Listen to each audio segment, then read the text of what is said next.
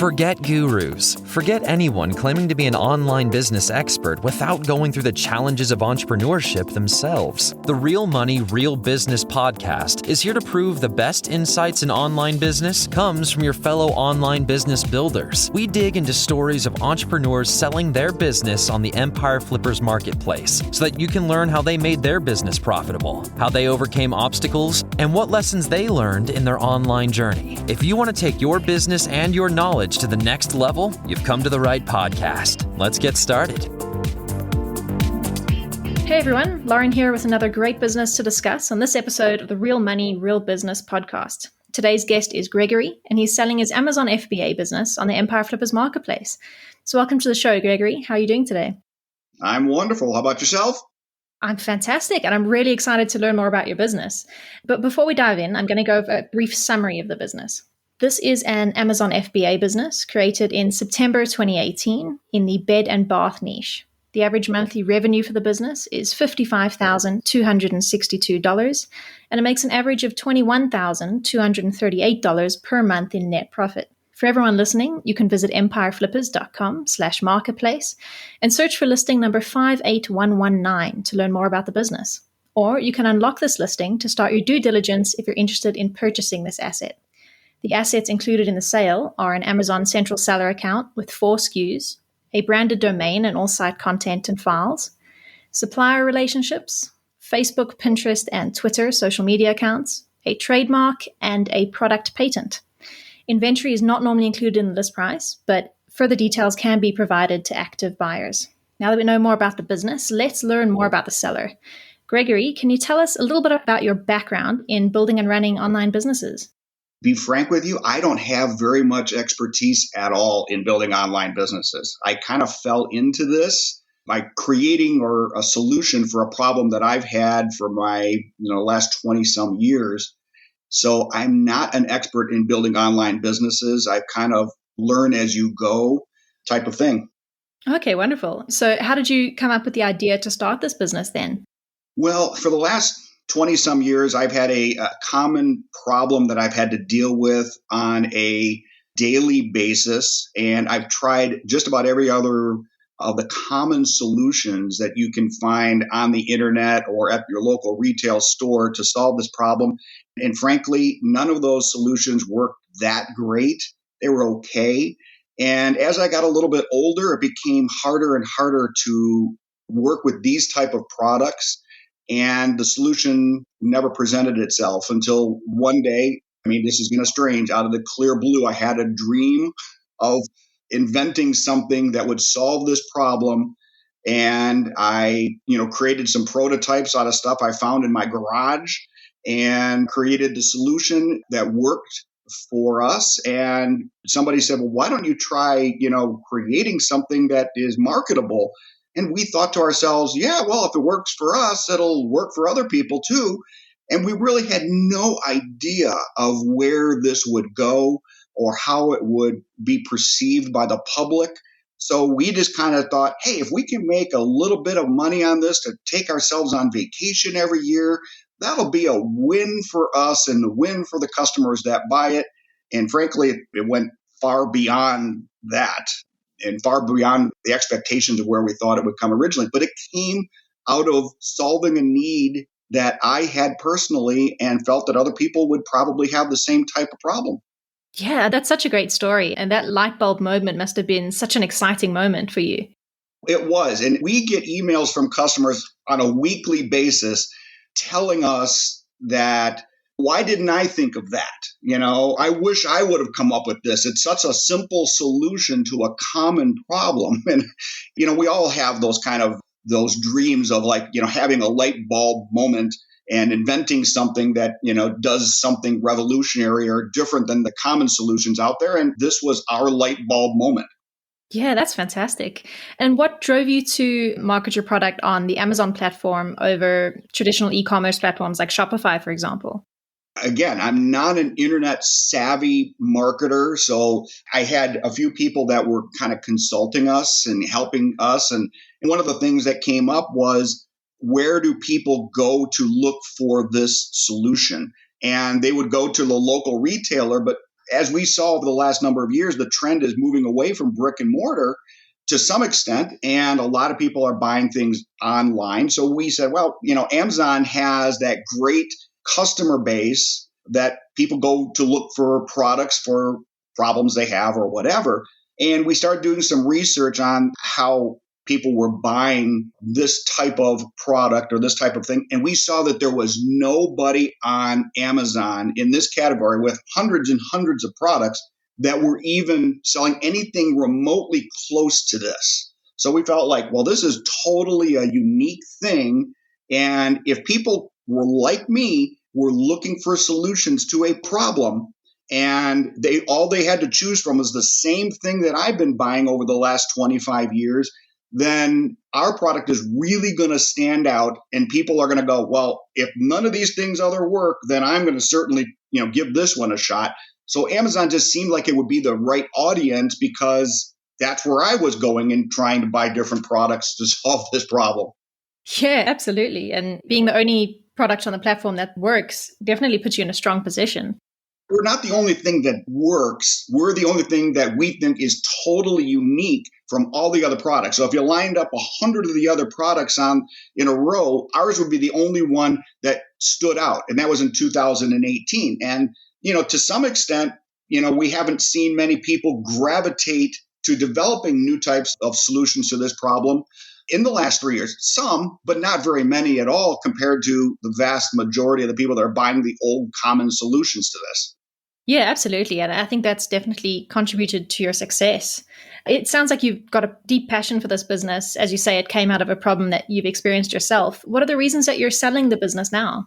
Well, we're, approaching retirement age. So it's partially that where, we don't need to do it, but mainly it's because we want the product to go beyond us. And we're limited at what we can do. I'm just going to be flat out honest with people. We're not internet marketers. We're not Shopify marketers. We're not social media people. We're not social influencer, chasing down people. And I think with the right team of people that have, social media marketers and all kinds of other tools that we just don't have right now in our quiver, are not really interested in going out and trying to figure it all out, it would be best in the hands of a team that has all those type of skills that can probably do it much better.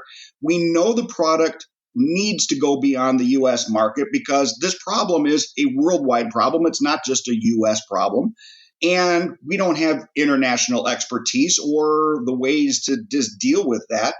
We're a husband and wife team. We don't have a whole slew of people behind us that are guiding us. So we felt like moving it in the right hands of the people will help it for international expansion. There's 2 other applications that this product is perfect for that we have not gone beyond. So there's a lot of expansion opportunities for alternative products in this market, to market it a little bit different way. All those things together make us think that, well, this is probably better off in the hands of the other people that can do it better than we have. And our other thought was, well, maybe if we don't find the right buyer and it doesn't make sense to sell, maybe we'll hire some virtual assistants to manage our pay-per-click and to help us with international expansion. And maybe we'll hire some people and bring it on board. I don't think that's our natural want to at this point, rather see it in the hands of the other people, but we're not opposed to that. It just felt like at this point, it may make sense to let somebody else take over the reins. Yeah, absolutely. As you say, this was your first foray into online businesses. So I'm sure there was quite a steep learning curve. Was there anything you tried that ended up being a great success that you would apply to any future sites of businesses you may end up working on? Well, if I ever did an Amazon business before, I certainly have the knowledge of being able to build something. Remember, we came into this, not even know how to spell Amazon, let alone how to market on it. So it was one of those things where we were watching YouTube videos and reading blogs and trying to figure it out on our own. So we've learned a lot. That's great. And there is probably a ton more we need to learn in order to take it to the next level. And that's why I think somebody else that has more expertise will do far better with this. We have a good base built and a good customer loyalty for sure. And I don't know really would apply to another business here. I don't know if we're really interested in building another business at this point. Yeah, definitely. As you say, you are headed towards retirement. You can just enjoy the profits that you make from this business. Staying in the same vein, was there anything you tried that backfired or didn't go according to plan, where if you had to start this business again, you would do differently a second time around? Not really. I mean, I know that sounds weird, but we haven't tried a whole lot. We haven't really ventured out beyond the Amazon pay-per-click type of marketing. We've done a little bit of Google advertising with Google AdWords just to have a little bit of exposure on that platform if people were searching on Google. So we've done a little bit of that, but frankly, we haven't made any colossal mistakes that have really hurt us because frankly, we just haven't tried a whole lot. We're happy with the growth of the business. I mean, every day we wake up going, oh my gosh, people are continuing to buy this thing. And every month the sales continue to grow up. The amount of people that are word of mouth marketing this. So it's kind of like one of those dream come true type of things. And we're kind of like, well, we don't want to upset that apple cart. Let's not venture off into doing something that's going to shoot ourselves in the foot. So we haven't done a whole lot of things that we can claim we've made a lot of mistakes on that we can say, we'll never do that again. Yeah, especially for someone new to the platform, it's a wonderful position to be in. And I think, the fact that you, as you say, haven't tried many things and yet still experience this level of success, I think that's a testament to how strong your product is. Yeah, it's a testament to the uniqueness of our product and that it does work and it is a solution to this common problem. And it's also a testament to the Amazon platform. I mean, frankly, if we didn't have Amazon, there's other ways we could have marketed this, the traditional ways. There are some brick and mortar operations and some different things that this product would good on a shelf for, but we just haven't explored those. But Amazon has been a blessing for us because it's just where a lot of people tend to go to look for solutions first, in my opinion. Yeah, definitely. You've touched on a few of these points already, but if you were to keep the business, what are some of the ways that you would try and grow it further? Well, there are two other applications beyond the niche that we're in that we could expand into that would utilize our same product, maybe in a little bit different sizes. And that would be two areas we would, aggressively go after because what we found out is that people were emailing us and saying, hey, I've used your product over here doing this, and I've used your product on this where I didn't, think that it was even marketable into that direction, but people are telling us they're using it there. And as we've done more research, certainly it does allow itself to be moved into a whole other type of category that we're not in now. So that would be one thing, is another niche. And then there's two other targeted retail marketing operations that both have internet and retail store operations that we would go after because this is a solution to their customers that is probably not being explored at all. So that would be another area that we go, plus international expansion. So there would be a couple other things that we would do. The new niches, international expansion, and certainly putting some people in place that would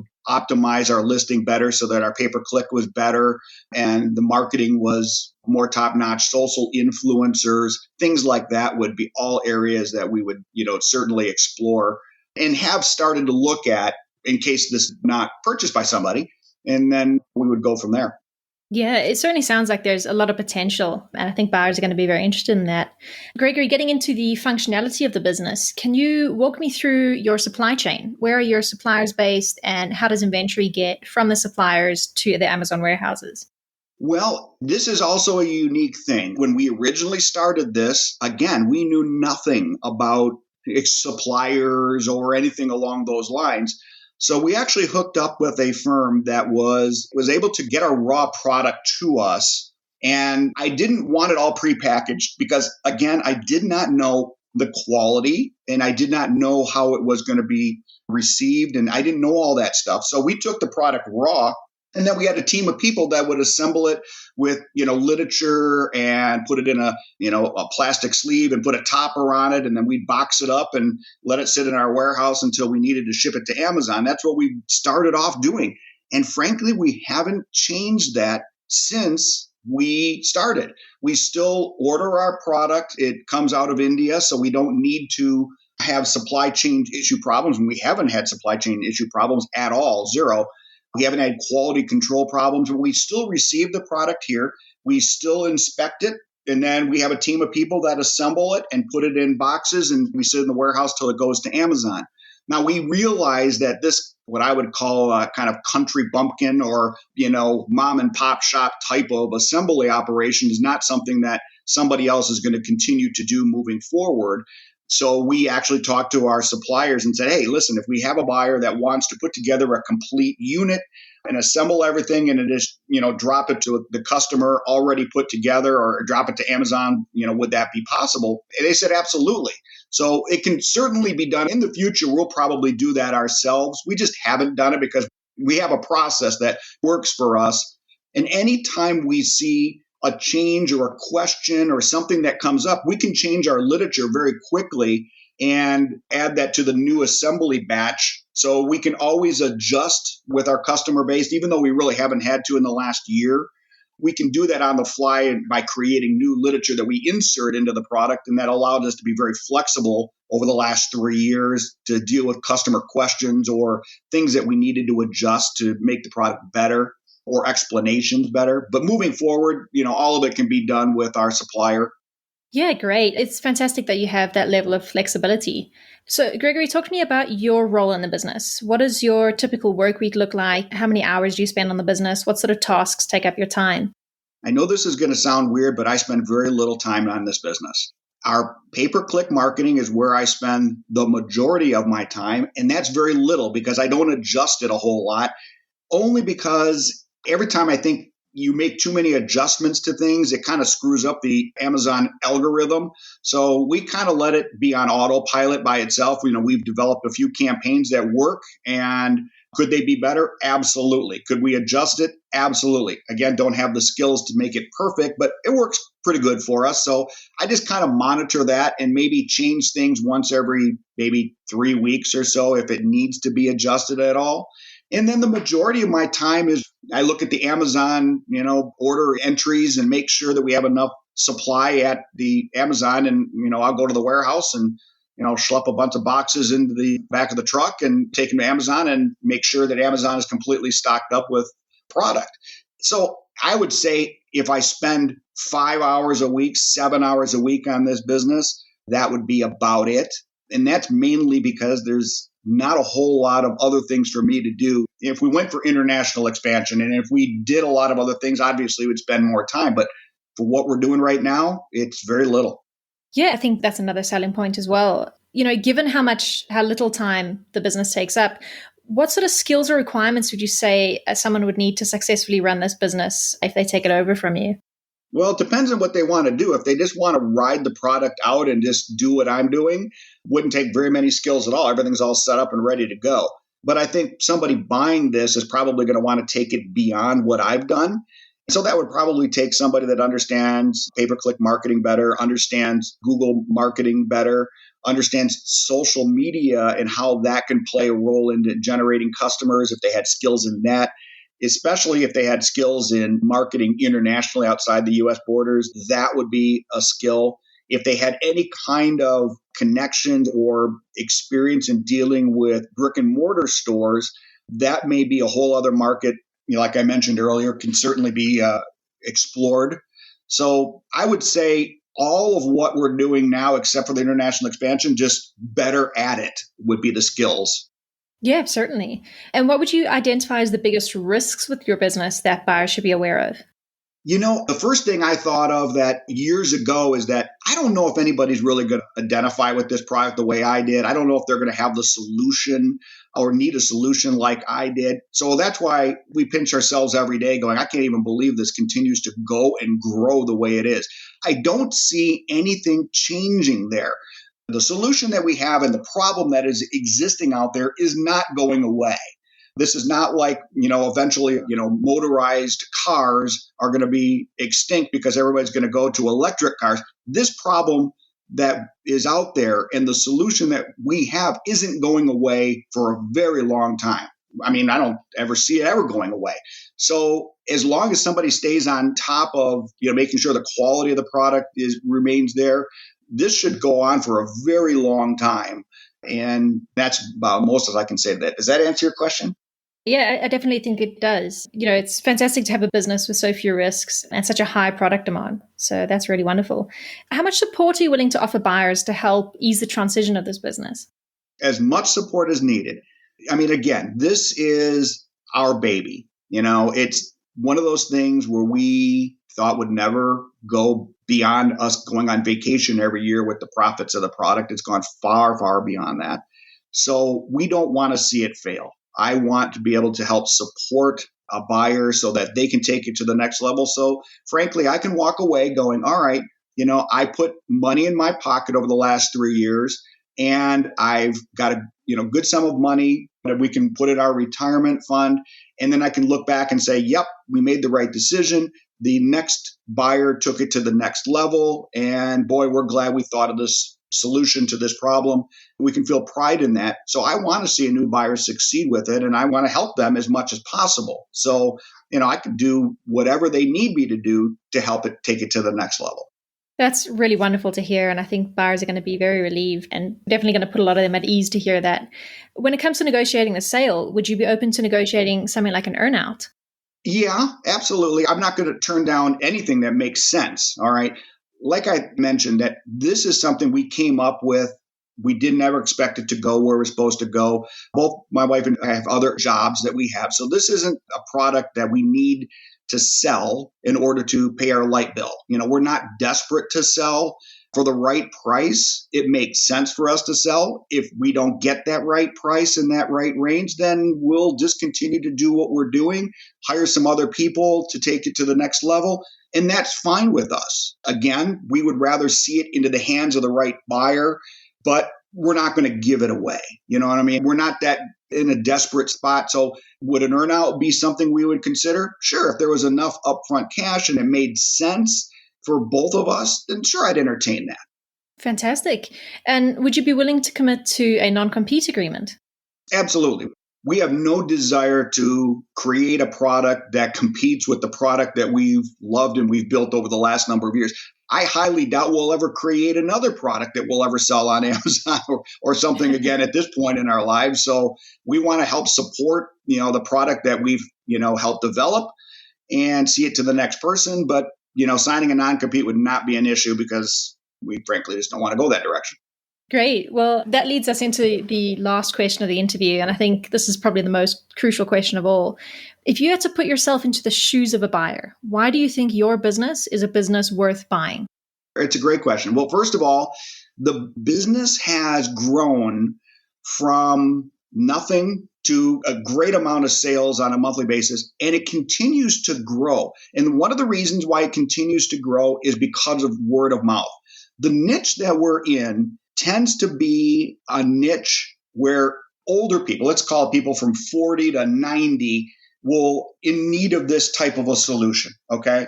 And I think that once a solution is found, they tell other people. So I think our product has grown month after month and year after year without us doing a whole lot, only because people identify with the product, use it, and tell other people about it. And when that happens, business will continue to grow despite what anything else is done. So the right person can have this business and the great base that we've built, the name that we've built, and the reputation that we've built, and the customer loyalty that continues to tell other people about that. And that will continue to grow. It's done it for the last 3 years, and I think it will continue to do that beyond what else is done for marketing or expansion. So for a person buying this business, they're buying a great base, and then they can add to it as much as they want to. I see that all being positives. Does that answer your question? Yeah, absolutely. I think those are all very powerful points. Definitely going to perk up buyers' ears. Gregory, is there anything else that you'd like to share with our listeners before we wrap up? Not really. I mean, I think you can, hear in my voice the passion for the product. I think that that I'm not the person that is an expert in any of this. I think in our niche, we're probably in the top 10 of our niche now out of hundreds and hundreds of products. And I think that will continue to grow. We're very blessed about where the product has been and where it is now. And I think it only has upside potential from here. Wonderful. Well, thanks so much for your time, Georgi. It's been really great talking to you and learning more about your journey with this business and the ins and outs of the business itself. Thank you very much. All right, everyone. Thanks for listening. To learn more and see if this listing has already been sold, head over to empireflippers.com/marketplace and search for listing number 58119. If you're watching this on YouTube, click the link in the description to go straight to the listing. Once you've unlocked this listing, you'll be given everything you need to know about this business. So until next time, enjoy your digital journey.